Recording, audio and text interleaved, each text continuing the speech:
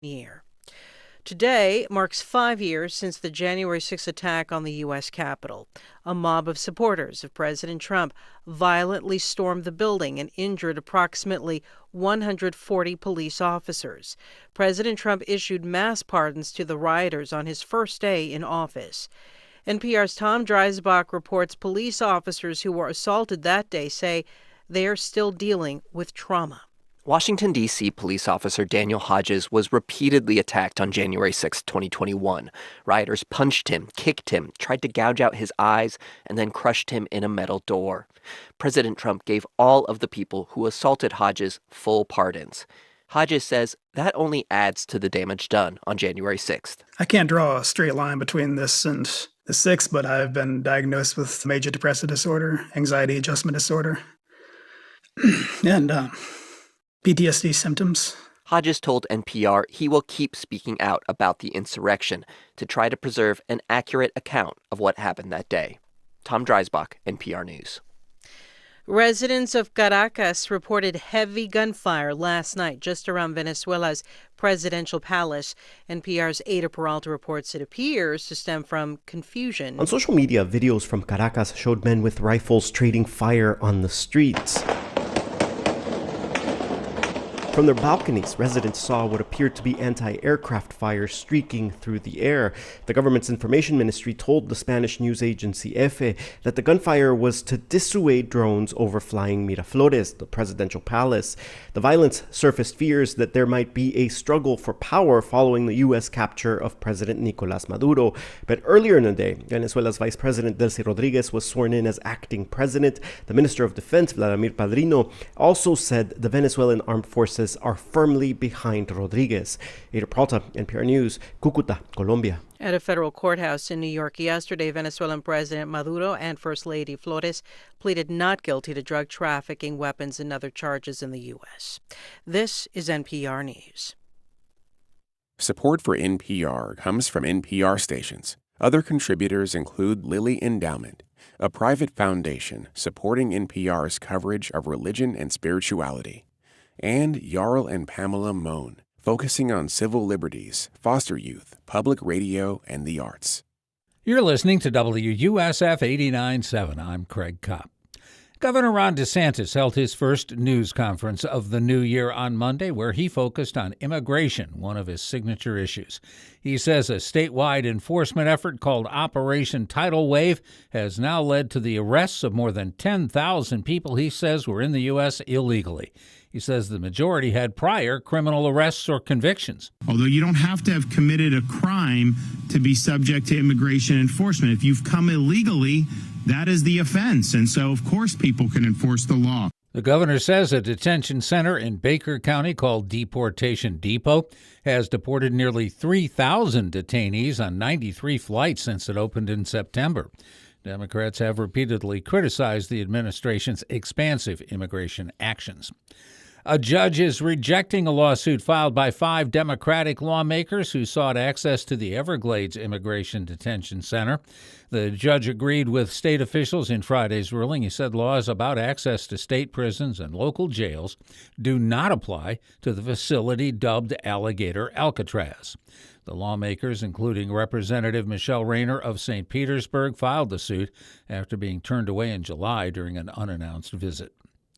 Governor DeSantis highlighting some of his priorities ahead of the next legislative session that begins a week from today. DeSantis says he wants to see property taxes eliminated on homesteaded properties, along with raises for corrections officers, highway patrol, and law enforcement.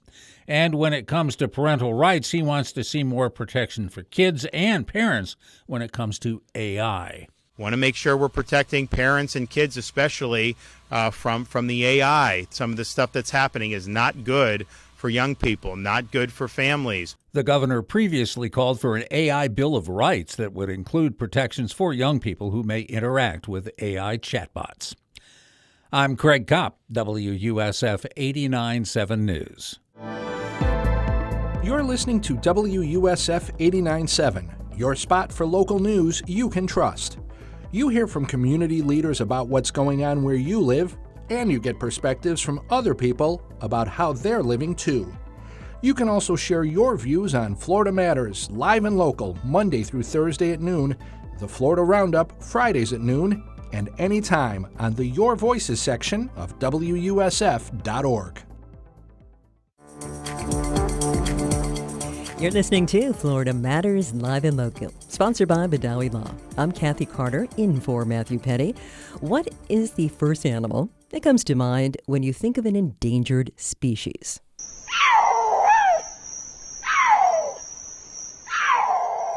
Well, if you're in Florida, you may have heard a lot of commotion over the Florida panther. Well, new plans from the Trump administration are going to cause even more noise. Plans to roll back protections of the Endangered Species Act have raised concerns from wildlife advocates. They're worried it will curb their efforts to save iconic state animals, such as the Florida panther and the manatee. WUSF's Steve Newborn covered 4 new proposals that would allow economic factors, not just environmental risks, when weighing which species should be protected. Steve joins us now. Thank you, Steve. Hi, Kathy. Well, you can join the conversation, 813-755-6562, or email FloridaMatters@WUSF.org. Steve, let's start with understanding exactly what is an endangered species and what animals in Florida fall into this category. Right. So endangered species are species that have their numbers have declined over a long period of time. Obviously, the most recognizable animals in Florida are the Florida panther and the manatee. They've been called charismatic species. People can hug them. You have panther and manatee dolls in stores and that sort of thing.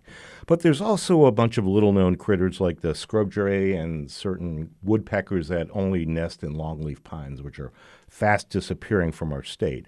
The environment here is just so sensitive to the pressures of growth and now climate change that's affecting almost how every creature feeds and raises its young, that these rollbacks are sure to have some significant impacts.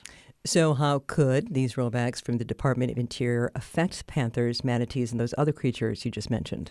Right. So there's something called the blanket rule. Let's talk about that first. The U.S. Fish and Wildlife Service, which regulates all this, has had something called the blanket rule, which automatically gives threatened species endangered species protection. So every animal's under these larger protective rules, right? It's kind of a universal, all-encompassing thing.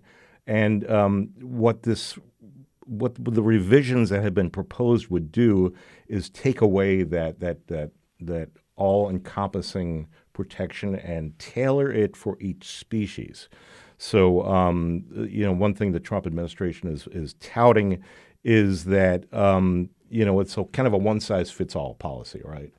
And this would make protections for each species be custom-tailored, which I don't know whether that really works in real life or not out in the wilderness, but that's what they're proposing. Well, has this rule already been put in place? Yeah, the Fish and Wildlife Service has really oscillated on this. They removed it in 2019. Okay. During the first Trump administration. They reinstated it 2024, and now they're pausing it again. So it all depends on who is in power in Washington, D.C. So as we speak right now, what is it like for these creatures that we're talking about, the Florida panther, the manatee, to survive today in Florida? You mentioned we have such a huge growth rate. Obviously, that is a big factor. Speak to that and some of the other factors that are threatening these species. Right. So, as you know, Florida is growing like crazy. We have like 23 million people here now. It doesn't include all the millions of people that are tourists here, every year going to all the attractions and the beaches and such. So, Florida is really kind of ground zero for a lot of the climate change. The sea level rise is affecting, turtles, how turtles nest on the shore, and key deer, which are endangered down the Florida Keys, which some estimations have over the entire chain underwater in 100, 150 years. So we are really kind of ground zero for a lot of the climate change, and that's why there has been so much opposition to these proposed revisions coming out of Washington, D.C. Well, if you're just joining us, we are speaking to WUSF's Steve Newborn about proposed changes to the Endangered Species Act. And if you have any comments, we'd love to hear from you. Steve is in the studio with us and can answer your questions. You can join the conversation right now at 813-755-6562. Again, that's 813-755-6562. You can also email us. That's at FloridaMatters@WUSF.org.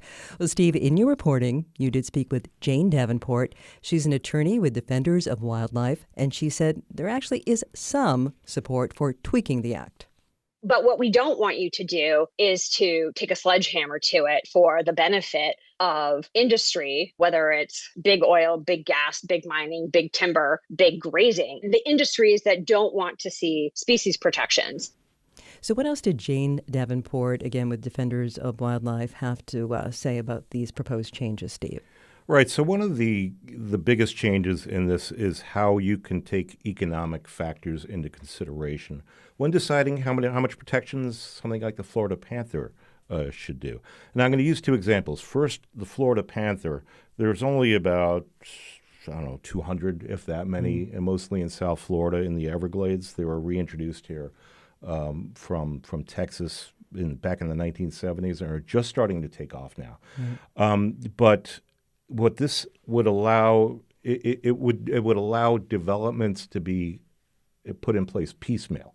So right now you have these major developments in their major territory in Collier County, Hendry County down in southwest Florida, and they would have to have roads that would be built, right, to connect them, right? You got to get to them, right? So everybody's on the roads. There's no such thing as public transport in southwest Florida, right? So most of the panther deaths have been highway strikes. They've been killed by cars. Last year, at least, we're not sure the final tally, but at least 17 panthers were killed, mostly in Hendry and Collier counties, by cars. And the year before that, 36 panthers were killed. So the major threat to panthers is not only the connectivity of them going between preserved areas, but they have to cross roads. Right. So we always hear these sad tales of these little panthers getting hit by cars, and this is going to affect that. Yeah, I mean, there's just so much development, and you see wildlife sometimes right in the middle of a crossing. Where I am in Sarasota, I see sandhill cranes often, and I personally apologize to them because it's so scary to see these precious animals being that close to danger. So what aspect of endangered animals' lives will be most affected by this rule if it does change? Right. So the feature protection is what it boils down to, right? The connectivity, the Florida Wildlife Corridor is in place. It's piecemeal, trying to connect the protected areas so they have room to move and to procreate, not have these little islands of where they get inbred, basically, right? So what this would do would probably allow more piecemeal development in between these protected areas, more roads. And I'll give you an example here, kind of a corollary to that, the Florida manatee, another one of those charismatic species, right?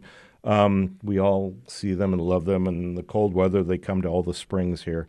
There were 1,000 or more that died in the Indian River Lagoon a couple of years ago because of too much septic tank pollution that was allowed to flow into the Indian River Lagoon on the East Coast. Right. It smothered all the algae. It created algae that smothered the plant growth out there.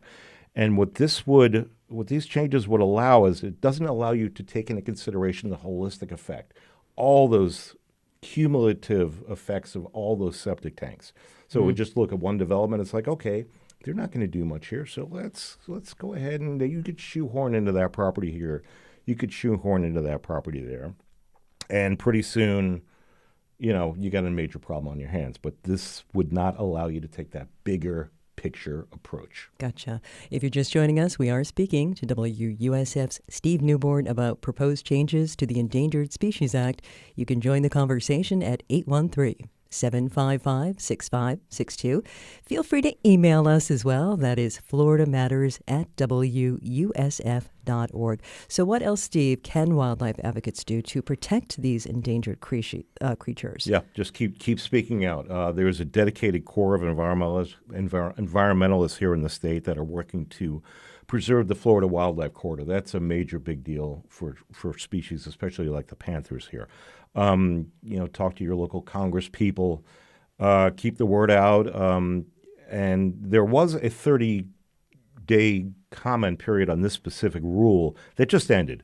So people had the opportunity to comment on that, too, directly to the federal government. How much they take that into consideration is up for debate, too. But the best thing is to be visible, to be out there, let people know that this is something that you believe in and you think is worthwhile. Now, in your reporting, did you find out what is the Trump administration's explanation for the new rules? Yeah, they say they're returning the Endangered Species Act, which was passed in 1973, to its original intent through what they say is clear, consistent, and lawful standards. That also respects the livelihood of Americans who depend on our land and resources. That's the quote from Interior Secretary Doug Burgum. He says there basically is common sense. They claim that there are too many regulations that are strangling some of the bigger industries, energy, mining, big development projects, and this would allow consistent standards for every species rather than having it tailored for each species. So, it levels the playing field is what they're claiming. All right, well, Steve, it's good to have you talking about the proposed changes to the Endangered Species Act. But since you're here, I have to quickly ask you, what are you working on next? You do so many stories with the environment. Oh, yeah. Tomorrow, the Florida Aquarium is going to be releasing a whole bunch of little baby corals that they've been growing in their special tanks down in Apollo Beach. I am looking forward to that as well. Okay, well, we'll be looking on the web for that story, and we'll be listening on the radio and online. We've been speaking with WUSF's Steve Newborn again. Steve, thank you. Hey, my pleasure, Cathy. Well, coming up later in the show, how a man in Sarasota is building his own legacy around the works of Mark Twain. Email us, FloridaMatters@WUSF.org. You're listening to Florida Matters, live and local. More to come after this.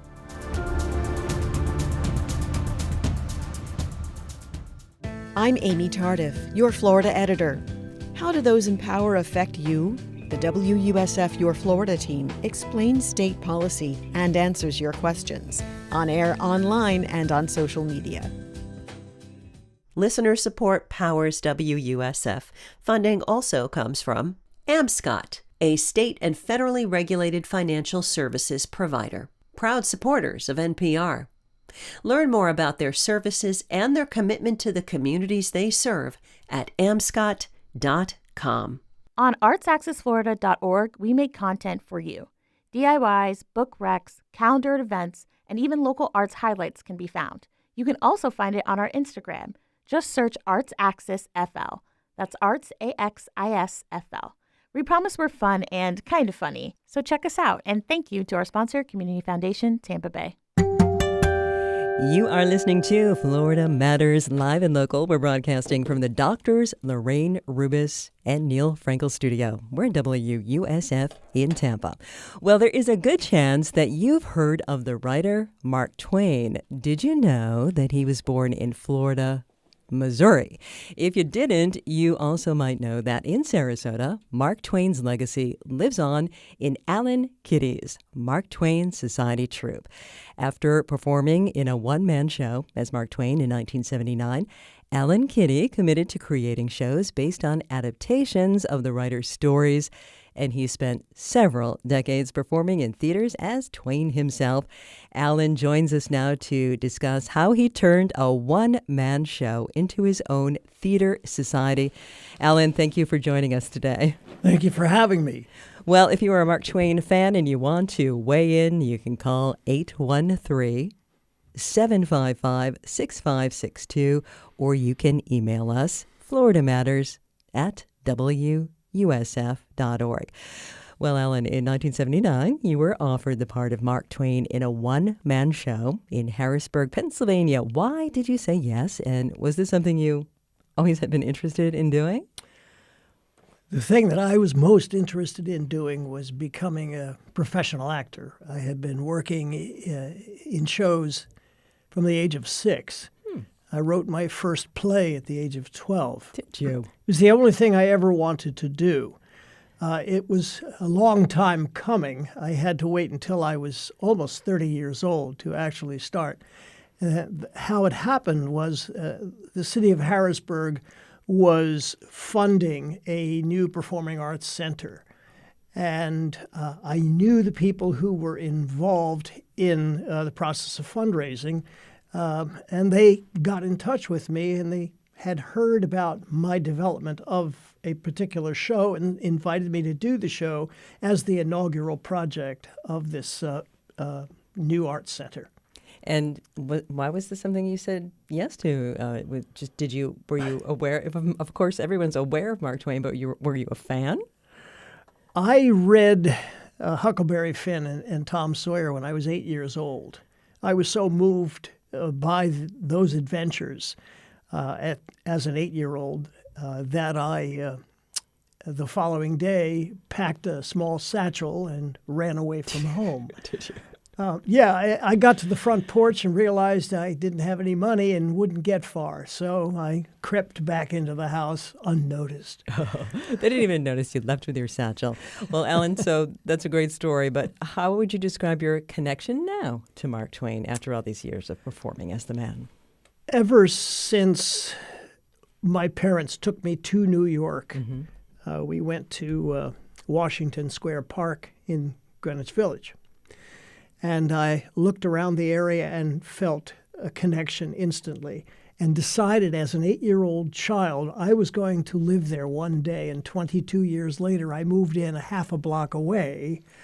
And I discovered in walking around the neighborhood that a half a block away, cat a corner to where I lived, Mark Twain once lived as well. I moved around the city of New York, and every neighborhood I went to, everyone I lived in, I discovered he lived there too.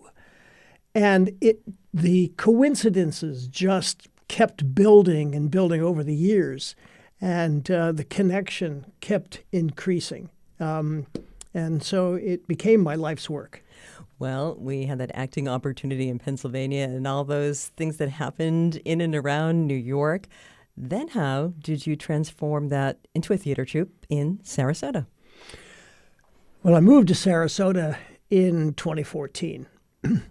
I had already been touring the country with my one-man show, and I was not getting any younger, strangely enough. So I thought, well, let me do something that doesn't require so much travel. So I developed a lecture series, and I started adapting works from Mark Twain into stage plays.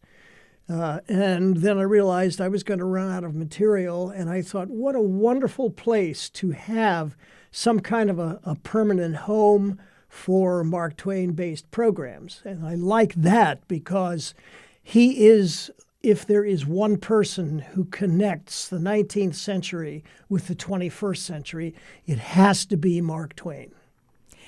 Mark Twain, very recognizable by his appearance. What's with the mustache, and do you use props? And I shouldn't say do you, because you have brought some. Can you explain some of what you use to transform yourself into Mark Twain? I started off by hiring a prosthetic makeup expert who had designed and won an Academy Award for makeup that he created for Richard Burton as Caliban. And I had heard about this fellow and brought him on board, and he designed some prosthetic pieces. He also taught me how to make them myself. Okay. So at one time I had transformed the nose, and I'd put in age pieces, prosthetic pieces. Right. A few years ago, I realized I didn't need them anymore. But I never liked wearing a large mustache. Imagine. So I hired people. Currently, the makeup I use or the hair pieces I use were made by a fellow named Lars Carlson, who moved from Scandinavia to Hollywood to work for film. But that's essentially what I do. And now I just put on the hair pieces, the eyebrows, the mustache, the wig. My first wig, by the way, was the wig that was used by Tim Conway in the Carol Burnett show. Okay. They rented it from Bob Kelly, and it turns out I was renting the same wig. So you are all in. What is the continual appeal to younger audiences, especially to Mark Twain? Younger audiences don't know him as well as I would like. In many cases, the budgets have been pulled back. Mark Twain Studies has been somewhat diminished in recent years, but there have been historically as many as 20 million students a year who read something by Mark Twain. And it's required reading because, as Steinbeck once said, all American literature is traced to one book by one man, and that's The Adventures of Huckleberry Finn by Mark Twain. So there is that literary connection.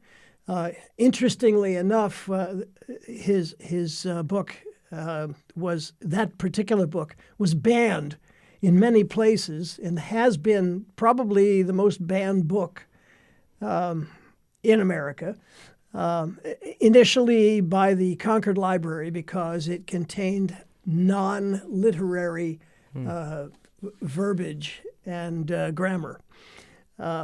But to his credit, he argued that James Fenimore Cooper's Indians couldn't possibly have spoken with a British accent, as his writing suggested they might.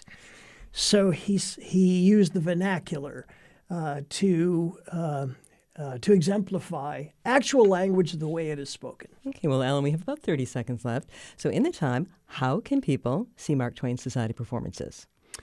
We're currently performing at the Crocker Church in Sarasota in Pioneer Park, 1260 12th Street in Sarasota. We have a series of shows. One is based on Mark Twain's Diaries of Adam and Eve. That is great. That's wonderful. We'll have make sure that people get all that information on the website. Thank you, Alan Kitty, the Executive Director of Mark Twain Society in Sarasota. You're listening to Florida Matters Live and Local.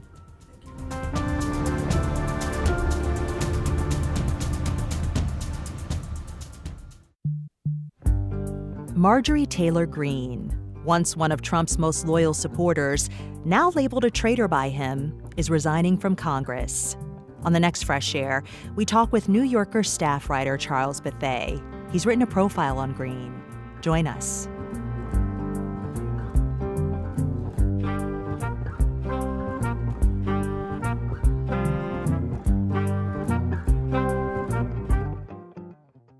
Great conversation on Fresh Air tonight at 7 on WUSF.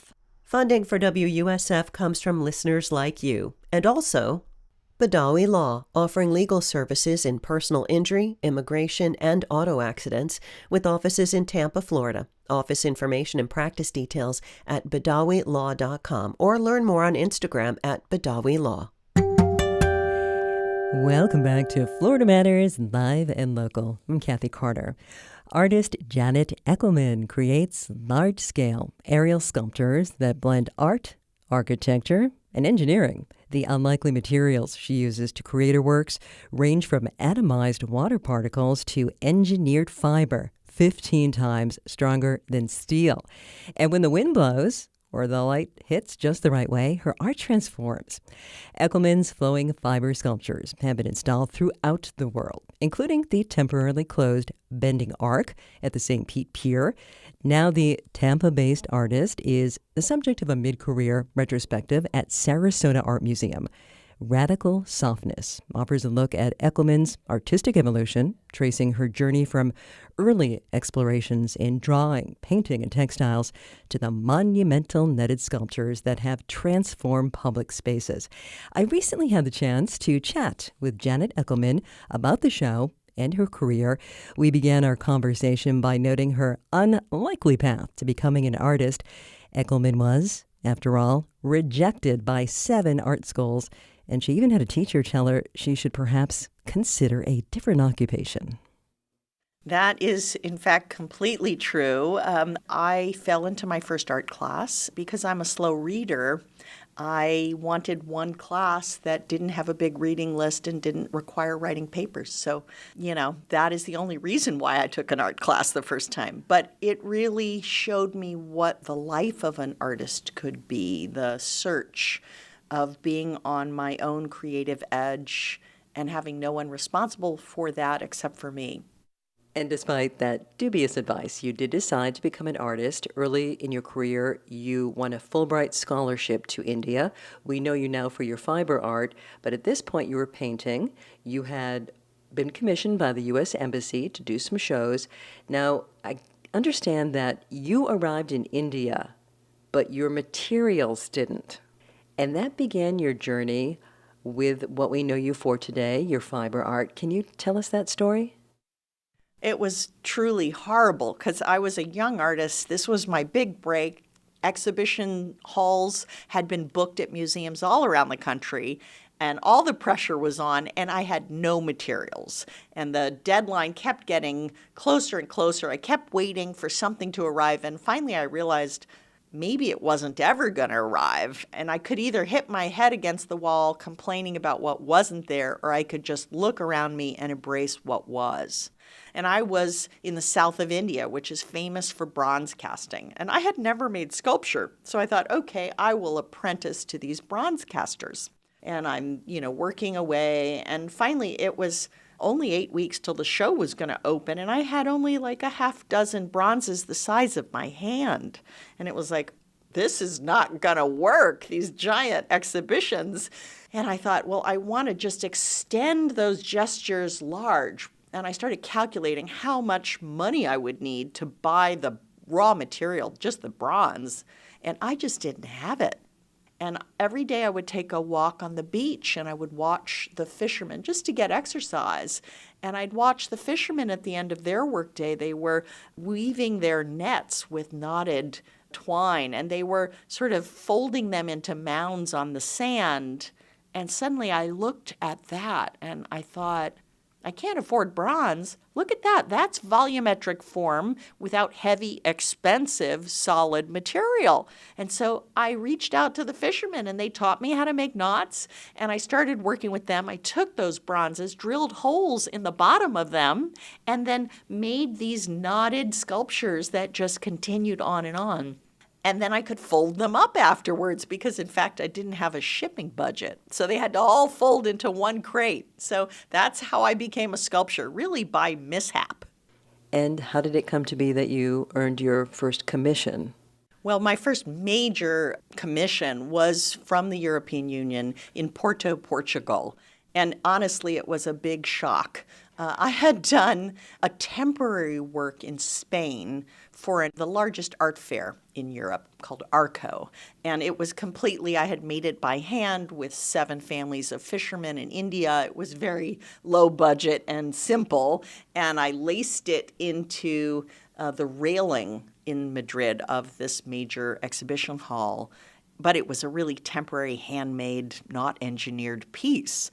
But it turned out that the urbanist designing the entire waterfront of Porto, Portugal, which was the cultural capital of Europe that year, had seen that temporary work and asked me to create a permanent work for the city. Now, I didn't know how to do that at that point, but I started researching and collaborated with engineers and created my first permanent major work. It's 300 feet across, and it was designed, and it is there now for more than 20 years. It's actually 21 years this year.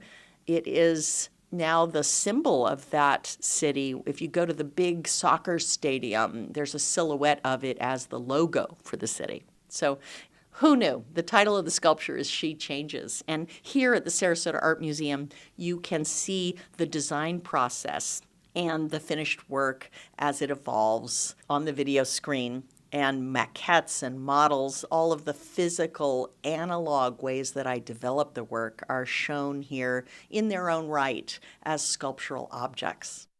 Now, as an artist, you are required to think logistically and practically because of the engineering.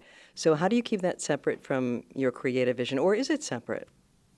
It's not separate. My first time working with an engineer was in New York, creating a piece for the Armory Show, and it was such a struggle. The engineer that I was assigned just kept saying, "Just tell me what you want, lady." And I kept saying, that's not how I work. I need to understand what is possible. And that helps me determine the range of things that I want. And it's this back and forth of collaborating and finding new opportunities together that is what really leads my work. So I have such close relationships with my engineers. And we work on, half a dozen pieces at the same time all over the world. Janet, I first discovered your work in 2015 in Washington, D.C. Some friends of mine were going to the Renwick Gallery, no particular reason, just to enjoy a day of art. But your exhibit was there, and we walked in the gallery, and it was so magical. And even Oprah Winfrey had you number one on a list of things that make you go, wow. Yeah, that was such a surprise. That project that you stumbled upon is part of my Earth Time series. And here at the Sarasota Art Museum, you can see the early physical maquettes that I designed in the process of evolving that work. And that was one of my first pieces coming from data sets about our planet and the human interaction with nature, and making that into these experiential works where you are underneath it and it moves and changes as the projection of colored shadow drawings move around you on the walls. And so here at the museum, you can see the shadows, you can see the work at different scales. There are small works the size of maybe both of my arms outstretched to works that are 16 feet, and you can see video of the works that are 100 feet, like the one that you were inside of in Washington, D.C. at the Renwick Smithsonian American Art Museum. I'm glad you said inside of, because that's what the experience was like, being inside one of your pieces. Well, that's very important to me. They are immersive.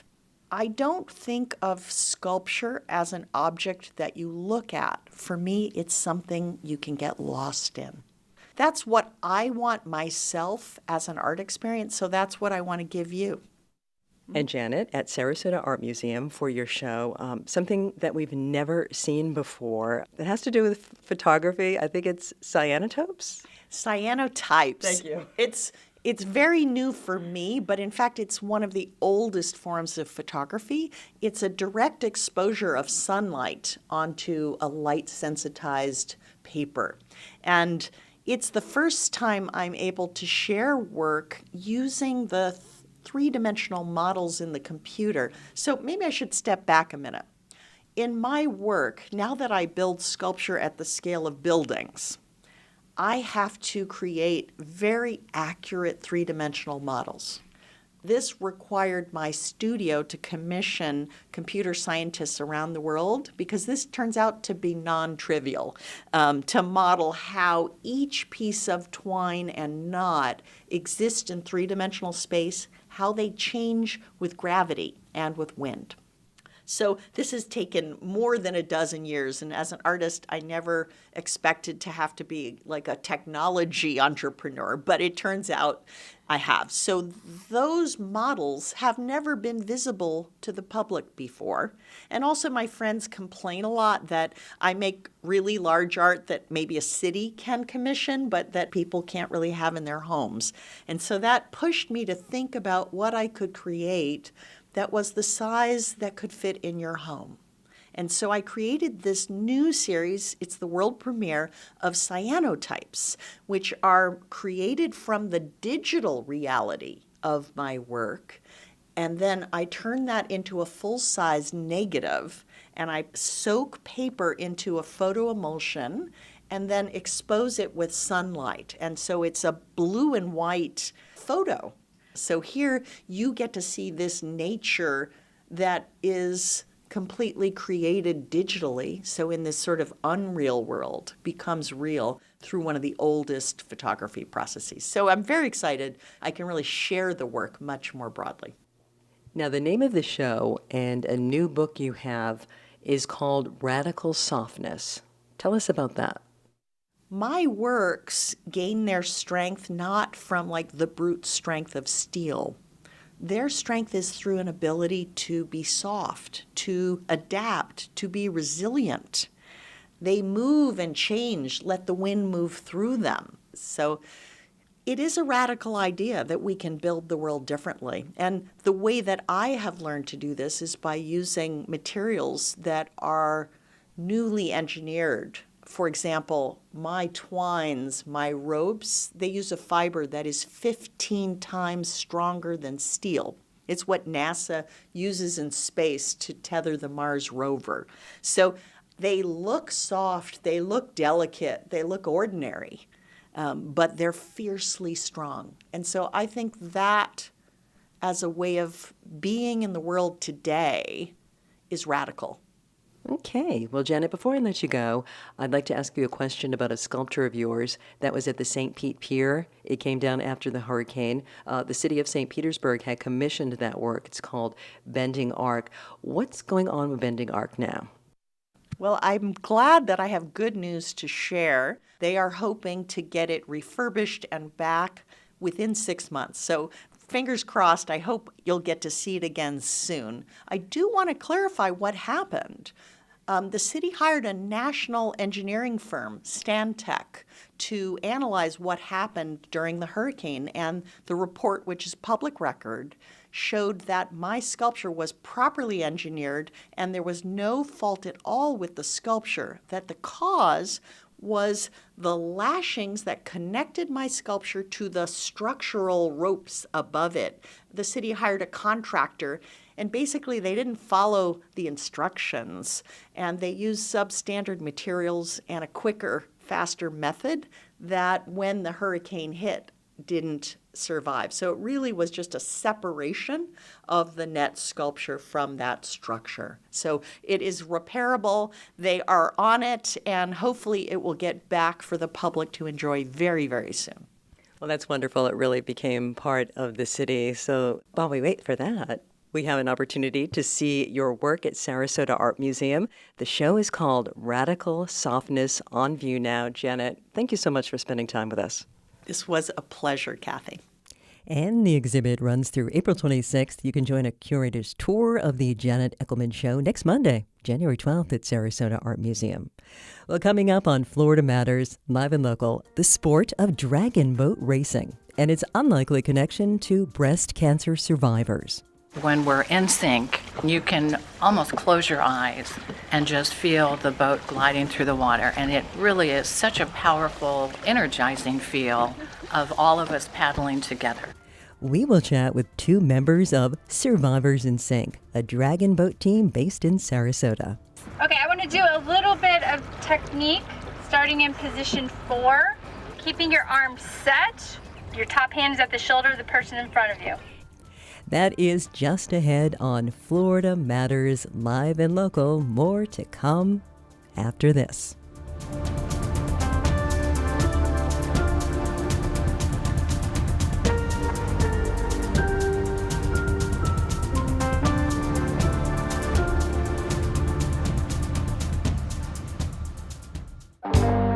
I'm Robin Young. We'll continue our coverage of Venezuela and the fallout after the U.S. removal of now former President Nicolas Maduro. The Trump administration says the U.S. removal was actually like serving an arrest warrant.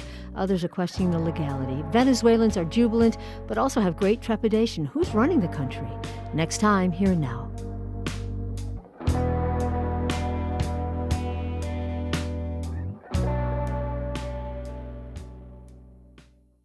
Join us this afternoon from 1 to 3 on WUSF 89.7. The Perlman Music Program's winter residency is on now at various locations in Sarasota. Visit pmpsuncoast.org for the performance schedule and sarasotaopera.org for tickets to the January 9th celebration concert. Looking to get your morning news and stay on top of fun stuff happening in the Tampa Bay area? Give the Bay Blend podcast a listen. Weekday mornings, you get the news headlines and a sampling of nearby events, and in just a few minutes, you're ready to tackle the day. The Bay Blend from WUSF, wherever you listen to podcasts. Hi, I'm Carrie Sheridan. I live in Sarasota, and I cover issues that affect you in the community. That could be about health, education, the environment, the arts, planning, and public works. If you have an idea for me to cover or a news tip you think I should know about, find me at WUSF.org. I'd love to hear from you. Welcome back to Florida Matters Live and Local. I'm Cathy Carter. Survivors in Sync is a team that no one wants to be qualified to be on, but a breast cancer diagnosis is what brings them together. The Sarasota-based Dragon Boat paddling team is a formidable group. Their sport requires strength, precision, and perfect synchronization. All right, we have alignment. Attention, go! Dragon boating is a team paddling sport with ancient Chinese roots featuring long, narrow boats.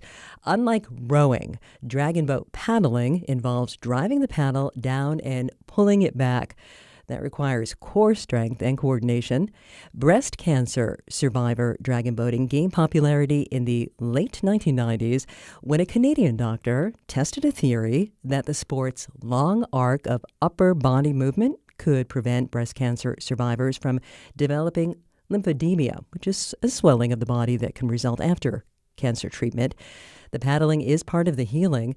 Dragon boating among breast cancer survivors is now a worldwide sport, and Survivors in Sync are one of its best. The Sarasota-based team has won numerous national and international races, and joining us today are two members of the team, Angela Long and Fern Millman. Ladies, thanks for joining us today. Thanks for having us. Well, Angela, you are the team's founder and the captain. Can you tell us how your journey with dragon boating began? It began in 2013 when the International Breast Cancer Paddlers Commission, we call that IBCPC, festival was coming to Sarasota, to Nathan Benderson Park. And I was somewhat familiar with Dragon Boat at that time, just through my work in the breast cancer world internationally, but had not participated myself. So I found out about this event that was coming. Actually, I think I was somewhat recruited because of my connections in the area, because they wanted to start a team in Sarasota to represent the area and also be kind of a focal point and a representative into the community. So we got started in 2013, but we really started paddling in Sarasota in 2014 at Nathan Benderson Park. And Fern, you're the team's president. Correct. How did you first get involved with the sport?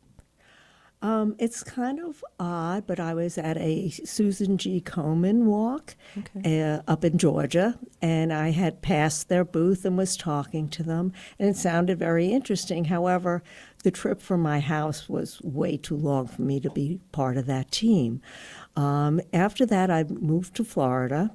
I was in a business meeting, and someone had handed out their resume who was presenting, and I saw there was dragon boating on it. And I said, okay, I need to speak to you.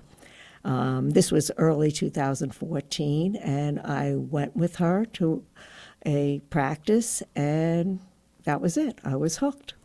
Well, Angela, some of the women on the team have had double mastectomies. Others have had chemotherapy and radiation. But you say anyone who is a breast cancer survivor is welcome on your team, regardless of age or physical ability. Correct. No matter your stage of diagnosis, your abilities, your age, no matter what, you are welcome. All you have to have is for this division is a breast cancer diagnosis. So it's quite interesting and very inspiring to see just the different women that we get that come together and bond through this sport. Now, Fern, you say the team's motto is leave breast cancer on the shore. Why is that significant? When we're on the boat, we never discuss breast cancer. It is not, but we know that if we have an issue, we need something to discuss, our sisters are there for us. I had a second breast cancer while I was on the team, and the first people I went to was my team, to let them know and to get their support and their knowledge, because we all learn different things along the way, have different doctors, different diagnoses, and how we deal with it. It is very meditative on the water. You are totally focused on what you are doing, and you're not thinking about anything else. Well, if you're just joining us, we are speaking with Angela Long and Fern Millman. They're with the breast cancer dragon boat racing team Survivors in Sync. They're based in Sarasota. There are paddling teams throughout the greater Tampa Bay region. So if you have any questions about the benefits of paddling for breast cancer survivors, or you just want to weigh in, call us at 813-755-6562. You can also email us, and that's at FloridaMatters@WUSF.org. Angela, you mentioned your team, Survivors in Sync, trains at Nathan Benderson Park in Sarasota. I was actually able to report on your team a few years ago and was on one of your 42-foot-long pink boats. This sport requires a lot of stamina, a lot of focus. That must be something that is really helpful to breast cancer survivors, to just think about the moment and also make plans for the future, because you do so many activities. You train so often at Nathan Benderson Park 3 times a week, I think. And then some. I agree. There's so many elements that come with this package of dragon boating that are so beneficial for survivorship, longevity, whether it's the camaraderie and the community that we get with one another, being outside in nature, the physical activity that research is continuing to prove is so important for survivorship, overall health.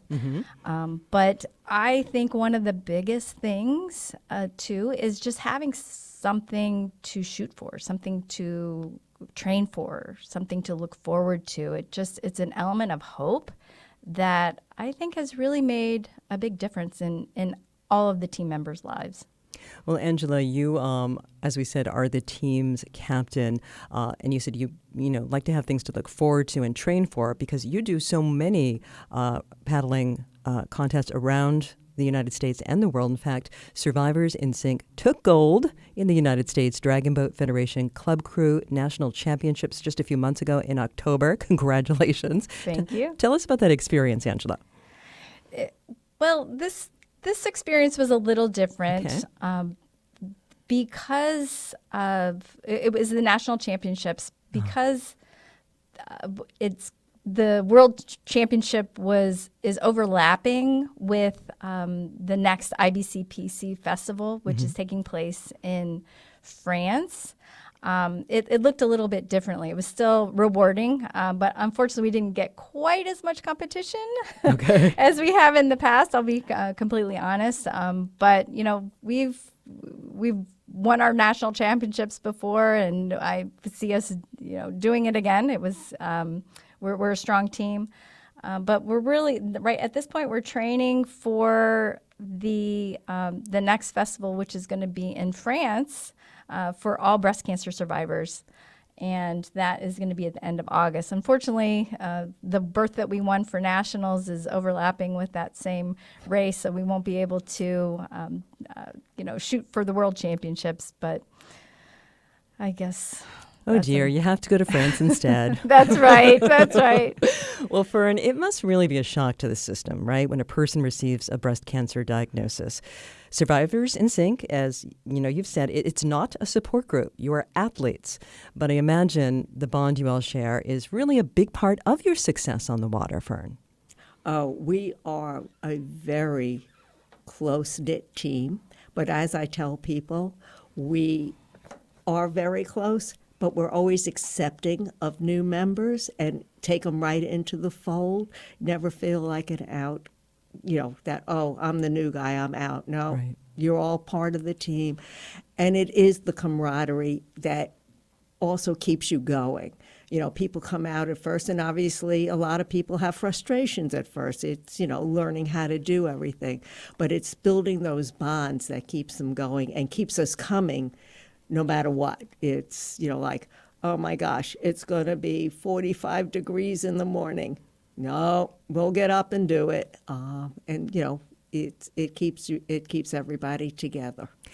Fern, I remember when I interviewed you a few years ago for a story I did for Survivors in Sync, you had mentioned that a lot of the women on the team had never participated in team sports before. This was, before equal access to sports. So that is something that must be a joy in your life as well, to be able to be part of a team. You didn't have that in high school, et cetera. Absolutely. And just to feel that that's a different bond men have experienced when they've been on teams, and their team is what's important to them. Mm-hmm. And we've gotten that opportunity now to feel that kinship of we always know who our team is and, wherever we are. Now, Angela, you are the coach of the team, but you are also part of Team USA at one point as a coach. What was that experience like? Yes, I was honored to be selected as the coach for the first international Team USA breast cancer division that they host. It's a World Dragon Boat Racing Championships that they hold every couple of years, and this is the first time that they included the breast cancer division in that competition. So it was very exciting. I went through a interview process and selection process, and had 6 months to pull a team together from paddlers from around the country. So we, set up camps in different parts of the U.S. and had a team selection process. So it was pretty incredible, just having that opportunity to bring, these athletes and representing the breast cancer warriors and competing with other warriors from around the world at that international level. It was pretty incredible. Well, you mentioned, and we both mentioned that, for breast cancer survivors, this is such a great opportunity to be a part of a community. If somebody were interested in joining you, what should they do? They can go to survivorsinsync.org. If they're in the Sarasota area. The Tampa area also has a team. It's called Tampa Bay Pink Dragon Ladies. All right, thank you, ladies. I'm going to put that on our website because we've got to wrap this up. We've been speaking to Angela Long and Fern Millman of Survivors in Sync. That is our show for today, and we thank you for joining us. Tomorrow, Republican lawmakers in Florida are breaking the laws they put in place to protect the Everglades in the name of alligator Alcatraz. Thanks for listening. Colombia has a particularly